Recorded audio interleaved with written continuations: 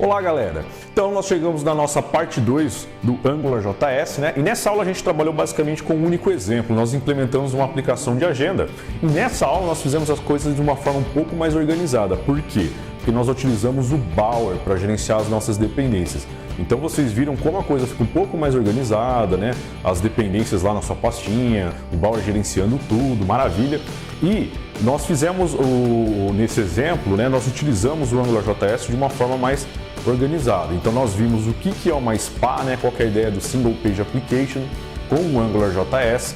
Nós tivemos controladores separadinhos, nós vimos o que são as páginas parciais, né, como é que funciona como é que funciona e qual que é a diferença, né, de um site normal e um SPA, um Single Page Application. Então, o meu maior objetivo dessa aula, né, é que vocês tenham entendido o que é o SPA, o que é o Single Page Application, e eu vou enfatizar novamente no resumo dessa aula de hoje, tá?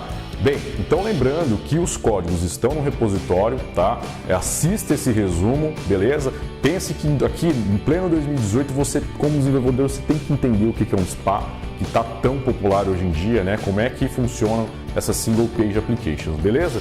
Então, bons códigos e até a próxima aula.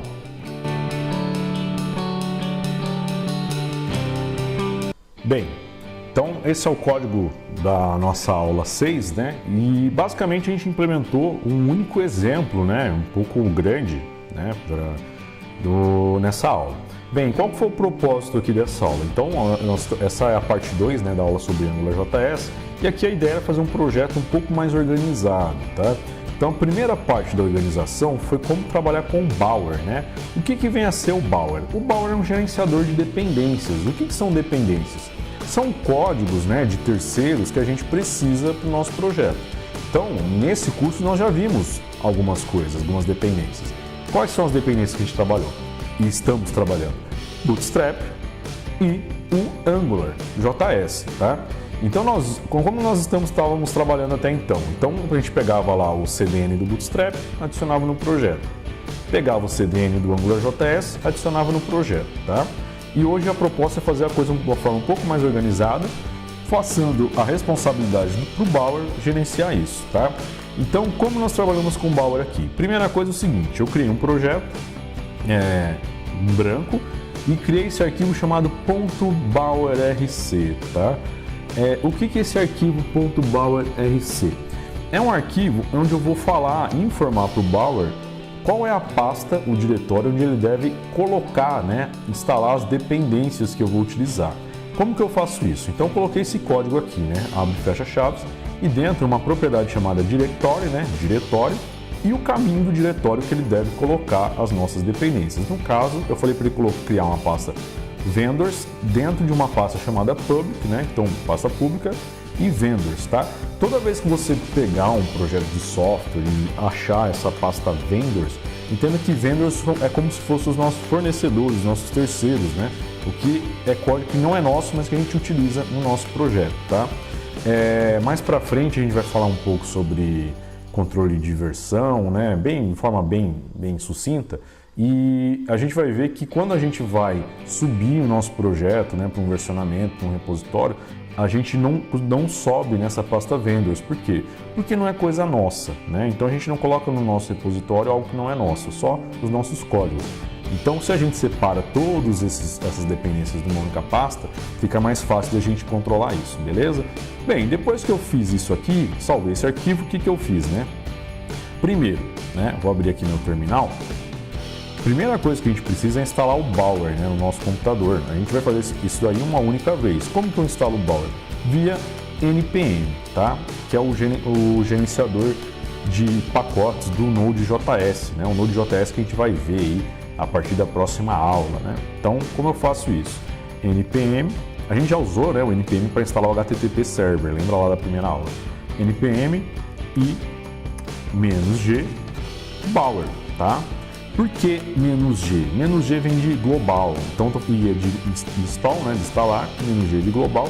Então, uma instalação global é uma instalação que você faz, vai ficar instalado no seu computador, vai estar disponível lá no terminal em qualquer diretório e você vai fazer isso apenas uma vez, depois acabou, né? Então, se você for para outro computador, obviamente você vai fazer essa instalação novamente nesse outro computador. Então, npmi-g bower é só dar um enter que ele vai baixar e instalar o bower. Eu já fiz isso nesse computador, não vou precisar fazer isso novamente, tá? Bem, aqui é o seguinte, então eu instalo o bower. Depois que eu instalei o bower, eu vou rodar o bower init, tá? Quando eu rodar o bower init, ele vai fazer algumas perguntas. Eu vou criar aqui uma outra pasta, tá? Só para simbolizar como fazer isso daí, porque como a gente já mexeu com esse projeto está tudo pronto, então não vai fazer sentido eu jogar o bower init aqui. Então eu vou abrir meu terminal aqui, um terminal separado, só para mostrar para vocês. Eu vou criar aqui uma pasta chamada teste, tá? E vou entrar nessa pasta teste e vou rodar aqui um bower init só para a gente falar das perguntas que ele faz, né? Bem, a primeira pergunta que ele faz é o nome da aplicação, tá? No nosso caso, eu vou colocar aqui, a gente chamou essa aplicação de aula 06.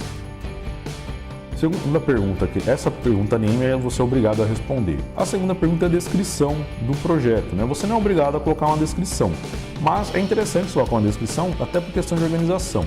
A gente chamou, né, lá no nosso exemplo, a gente colocou exemplo de site com AngularJS, beleza. Aqui ele pergunta qual é o arquivo principal da aplicação, você não é obrigado também a informar isso, pode dar um enter.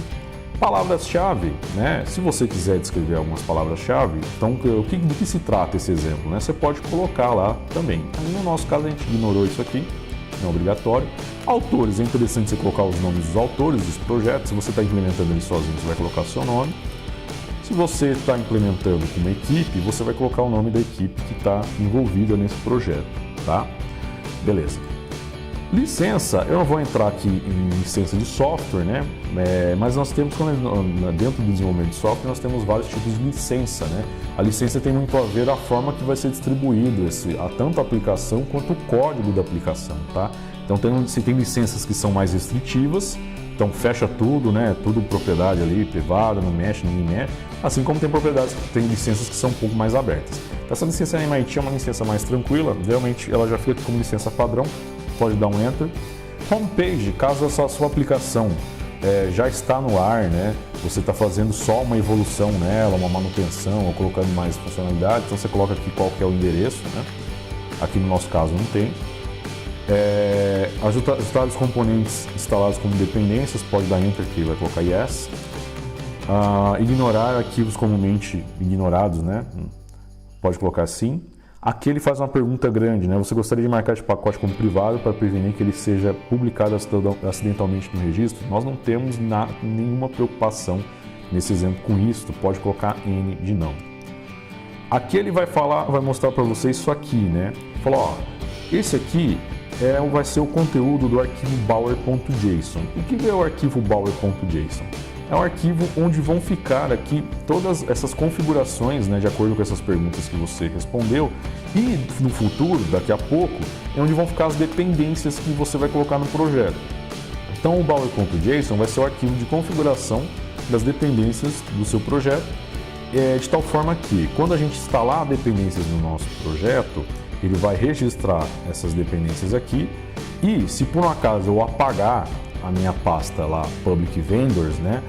Ou eu subir isso para um repositório sem a Public Vendors e alguém for puxar para o seu computador e quiser rodar a aplicação, ele vai conseguir recuperar a instalação dessas dependências de uma forma muito simples. Ele roda lá um bower i, né, de install e pronto, ele vai conseguir recuperar todas essas dependências aí, tá? Então aqui ele só mostra para você, ó, esse é o conteúdo, né, por hora do bower.json, tá bom para você, né, looks good. Só dá um enter que ele já entende como yes e acabou, tá? Então foi isso que a gente fez aqui, ó, e ele criou esse arquivo aqui. É lógico que aqui ele já está com as dependências, né, que a gente utilizou, que eu vou mostrar agora, tá? Bem, quais foram as dependências que nós usamos nesse projeto? Então, primeiro, como que eu instalo elas, né? Eu vou instalar com o comando bower e de instalar. Eu vou colocar aqui um parâmetro -save. O que é esse -save? Para que ele registre as dependências no bower.json, tá? Porque se eu não mandar ele registrar, não dar esse -save, eu não vou ter essa mágica que eu expliquei, de você poder, né, ter as dependências registradas em bower.json e conseguir recuperar elas depois, caso você tenha apagado a pasta por algum motivo, né, a pasta public vendors. Então, se eu não fizer isso, ele não vai registrar as dependências. Então é importante você fazer isso quando você adiciona dependências no seu projeto.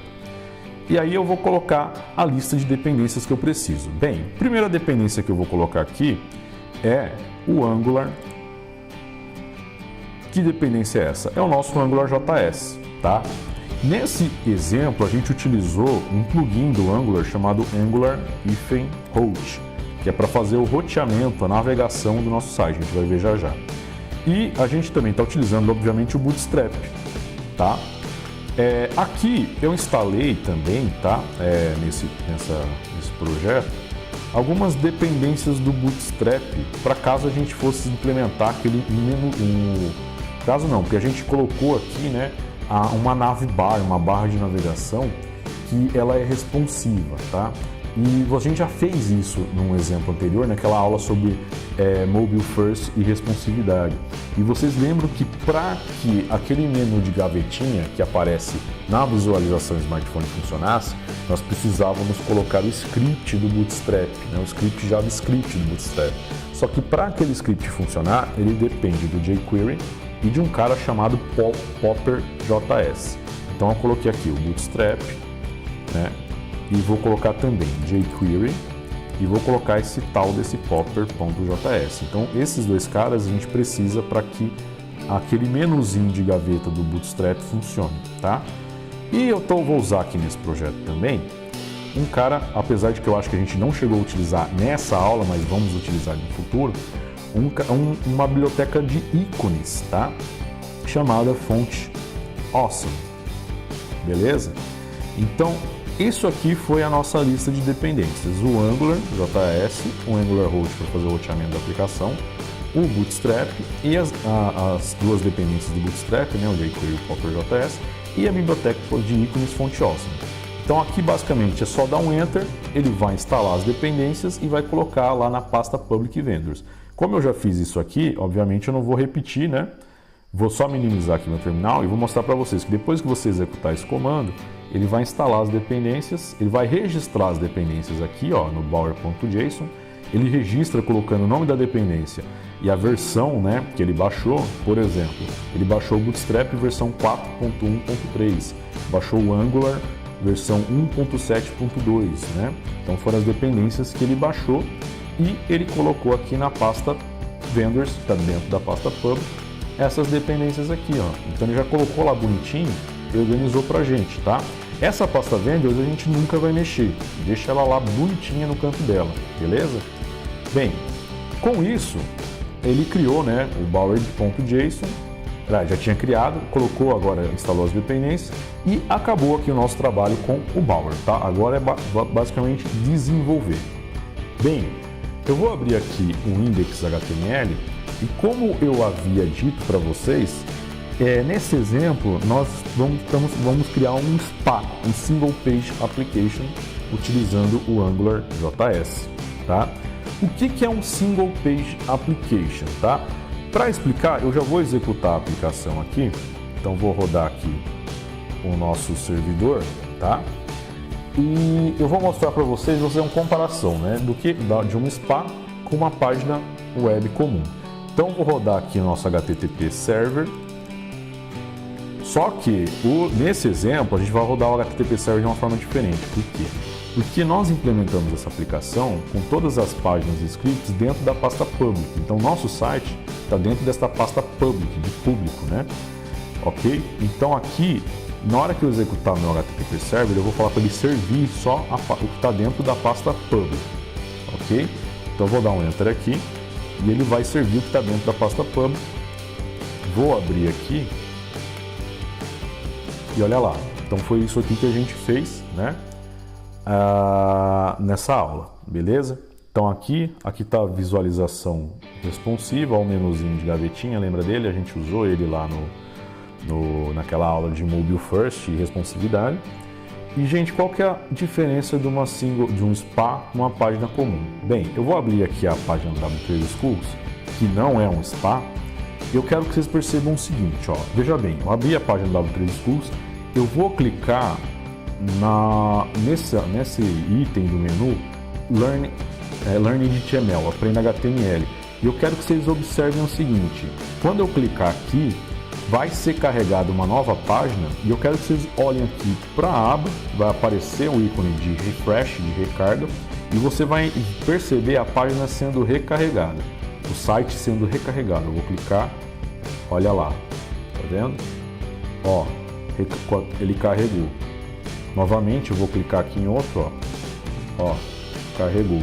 Então houve um refresh na página, uma recarga na página. Agora, na nossa aplicação, perceba o seguinte, ó, eu vou clicar aqui em novo contato. Vocês viram se teve algum refresh? Não teve, ó, presta atenção. De novo. Perceba a barra de endereço, perceba aqui, ó. Você vai ver que a barra de endereço vai alterar o valor, mas eu quero que vocês percebam aqui que não teve recarga, não teve refresh. Só mudou esse miolo aqui do site, ó. Ok? Por quê? O que vem a ser um Single Page Application, tá? Como o próprio nome diz, né, Single Page Application significa aplicação de uma única página, tá? E realmente é isso. Eu vou mostrar para vocês aqui, tá? Num site comum, qual que é a ideia? Quando você acessa o W3 Schools, o que vai ser carregado para o seu browser? Apenas essa página aqui. Então, se a gente mandar aqui exibir o código-fonte, ó, ele vai mostrar o código-fonte aqui daquela página. É bem grande, tá? É um complexo. Ele exibe todo o código-fonte daquela página e beleza. Quando eu carregar uma outra página, você vai ver que ele carregou uma outra página HTML que tem um outro código-fonte, tá? Eu quero que vocês façam esse exercício em casa, tá? Vocês vão perceber que é outro código-fonte aqui, tá? É um código diferente daquele que estava lá, ok? Agora é o seguinte, eu vou mandar exibir o código-fonte desse cara aqui.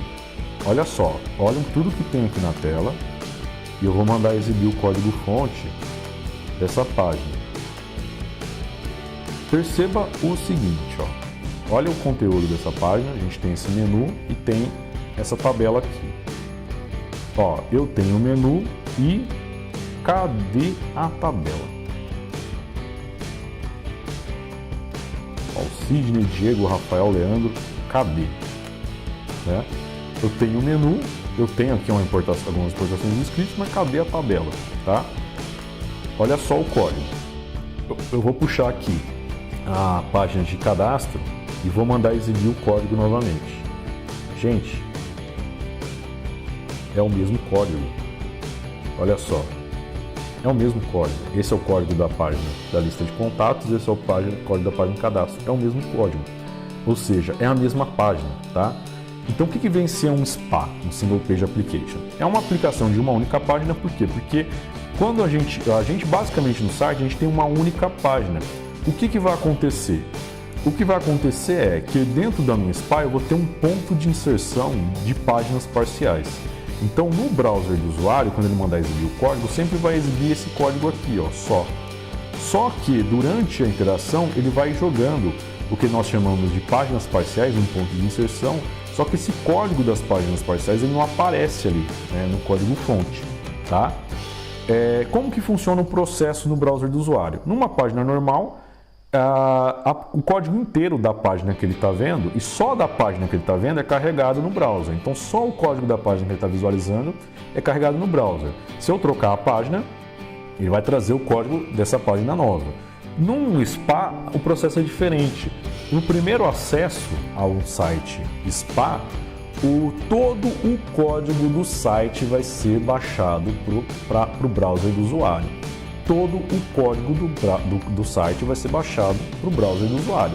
Apesar de que ele só vai ver o código lá da SPA, não vai ver o código das páginas parciais, mas vai estar lá no browser do usuário. Então, qual que é a diferença básica de um SPA para uma página comum quanto ao browser do usuário? Quando eu acesso uma página comum, o download é por demanda, então ele baixa apenas as páginas que ele está visualizando. Quando o usuário acessa um SPA, ele vai baixar o código do site inteiro. Daí já dá para a gente pensar em umas vantagens e desvantagens. Então, assim, qual que é a vantagem de uma página comum? Ele baixa sob demanda, então o download vai ser um pouco menor, né? Ele vai baixar só as páginas que o usuário está verificando. Porém, qual que é a ideia? Eu vou precisar ter o acesso à internet ali direto. Por quê? Porque quando ele for puxar uma outra página, eu preciso fazer o download dessa outra página, tá? Então a gente tem, ó, um gargalo. Eu vou abrir aqui outro, ó, tá vendo? Eu tenho um gargalo, eu tenho um delay, né? Eu tenho que esperar a página ser carregada. Ó, eu tenho que esperar a página ser carregada, tá? Então tem um certo gargalo aí. No SPA, qual que é a desvantagem? Ele vai baixar todo o site inteiro na primeira vez. Só que justamente por ele já ter baixado o site inteiro, depois, ó, a navegação é extremamente rápida, porque já está no browser do usuário. Então é muito rápida a recarga, né? É instantânea, porque já está no browser do usuário. Beleza? Então aí são as vantagens e desvantagens de um SPA. Ok?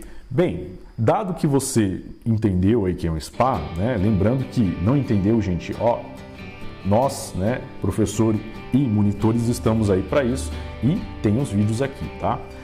Então, como que a gente implementa isso no AngularJS? Então, primeiramente, a gente tem que ter a nossa página principal, que estamos falando de uma aplicação de uma única página, que no nosso caso é a nossa index, que está dentro aqui da pasta public. Bem, então aqui que eu estou fazendo? Primeira coisa, eu estou trabalhando com Bootstrap e com Font Awesome, só que eu não vou usar mais o CDN. Por quê? Porque eu estou com eles dois como dependências do meu projeto. Então olha só, aqui ó, eu estou importando o Bootstrap dentro da pasta Vendors. Ele está na pasta Vendors, dentro da pasta Vendors eu tenho a pasta do Bootstrap, lá dentro tem uma pasta chamada dist, uma pasta CSS e aí tem um script minificado, né, do Bootstrap. Mesma coisa o Font Awesome. Font Awesome, dentro da pasta Vendors, Font Awesome, eu tenho uma pasta chamada Web Fonts with CSS e um script minificado do Font Awesome, tá? Eu dei um nome para minha aplicação, né, Agenda. Aqui eu tenho o código daquela navbar, a gente já viu isso lá na aula de responsividade. E aqui é o seguinte, ó, primeira coisa, eu vou mostrar, esse aqui eu vou falar no final. Aqui eu tenho a importação dos meus scripts, eu até organizei, ó, bibliotecas de terceiros. Primeira coisa que eu importo, o Angular. Depois eu vou importar o Angular Root, que é um plugin que depende do Angular. Depois eu vou importar o jQuery e o Popper e o Bootstrap, que o Bootstrap depende desses dois caras. Beleza, então essas são as bibliotecas de terceiros que nós estamos utilizando. E aqui embaixo vem os meus scripts.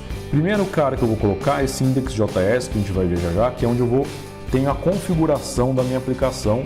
E nessa configuração eu faço o roteamento, né, as regras de navegação do meu site. E aí eu tenho dois controladores, né, um controlador do cadastro e um controlador de contatos. Ok? Vamos lá. Bem, e aí qual que é a ideia? Eu vou abrir aqui primeiro Aí antes de eu abrir, e o que é isso aqui, né? Aqui é o meu ponto de inserção das páginas parciais. Então aqui eu estou usando uma propriedade chamada EngView. O que essa propriedade faz? Ela carrega, onde você colocar esse EngView, é onde ele vai carregar as páginas parciais. No nosso exemplo, nós temos duas páginas parciais.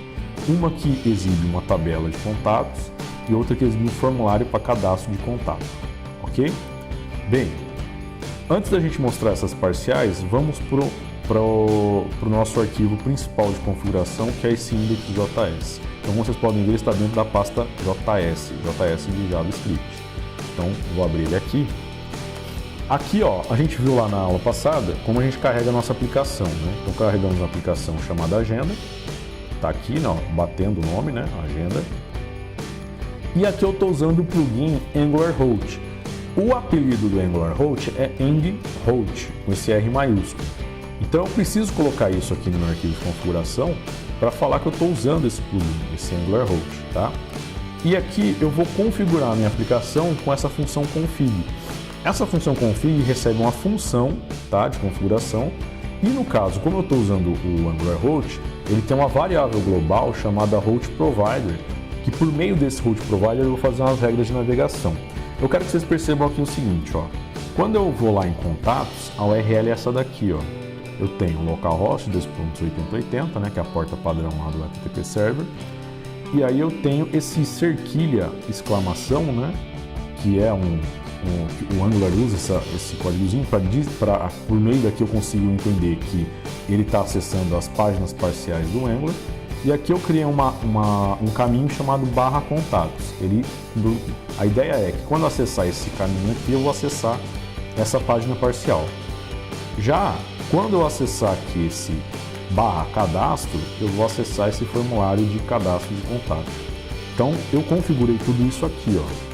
Então por meio do host provider eu criei uma rota para a página de contatos com a função when. Então qual é a ideia do when? Quando acessar esse caminho /contatos, eu quero que carregue a página parcial contatos HTML e quem vai controlar essa página é um cara chamado contatos controller. Criei uma rota para a página de cadastro de contatos. Então quando eu acessar o caminho /cadastro, eu quero que seja carregada a página parcial cadastro HTML e quem controla essa página é um cara chamado cadastro controller, tá?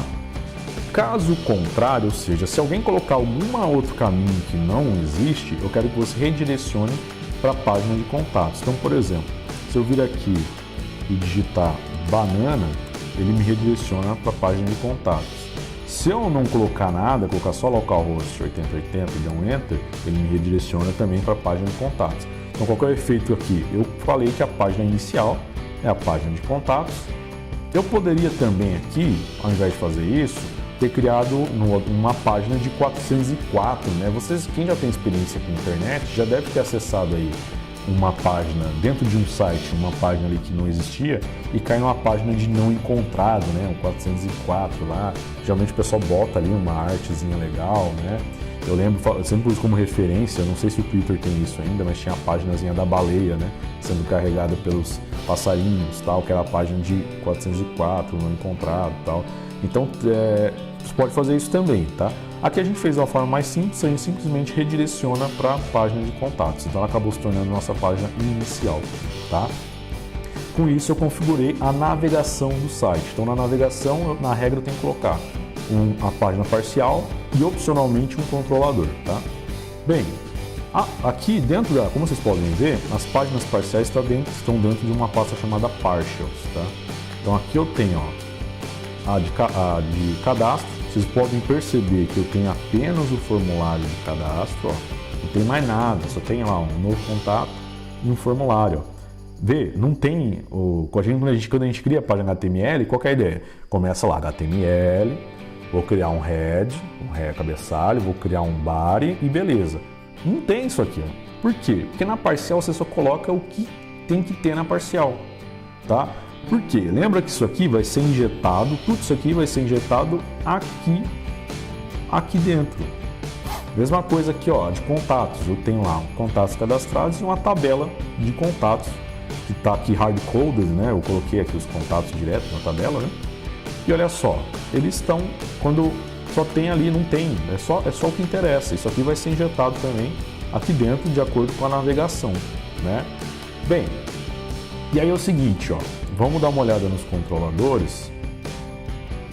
Aqui, ó, como vocês podem ver, na nossa aula, né, como o nosso tempo é curto, o que a gente fez? Nós apenas criamos os controladores, tá?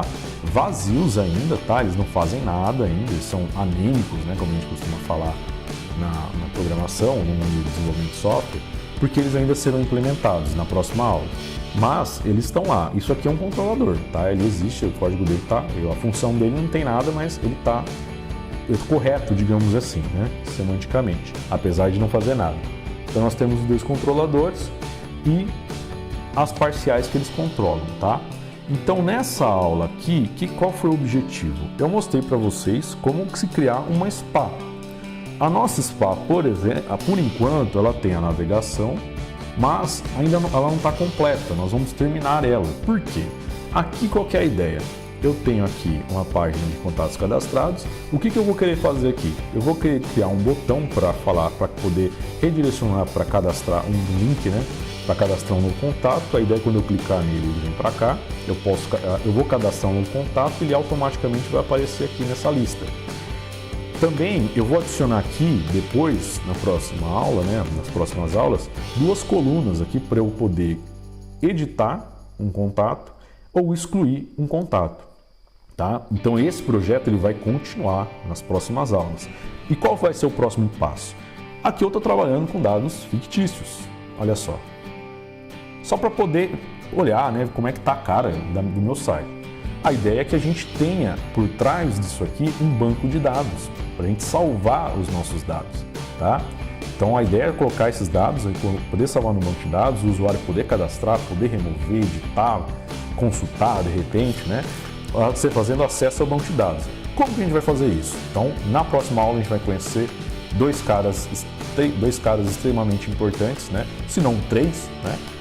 MongoDB, que vai controlar em nosso banco de dados, o Node.js e o Express, que vai controlar o back-end da nossa aplicação. Então, entenda o que a gente está fazendo aqui, é o nosso front-end, a nossa camada da frente, a camada que interage com o usuário. Na aula que vem a gente vai fazer a camada bruta, né? A parte hardcore, que é o nosso back-end, que vai controlar os dados, beleza? Sem dar muito spoiler, eu vou parar por aqui e eu espero que vocês tenham, que esse resumo tenha ajudado vocês aí a refrescar a memória. Lembrando, peço que vocês acessem o repositório, deem uma olhada nos códigos lá e preste bastante atenção nos resumos e tenham bons códigos. Um abraço!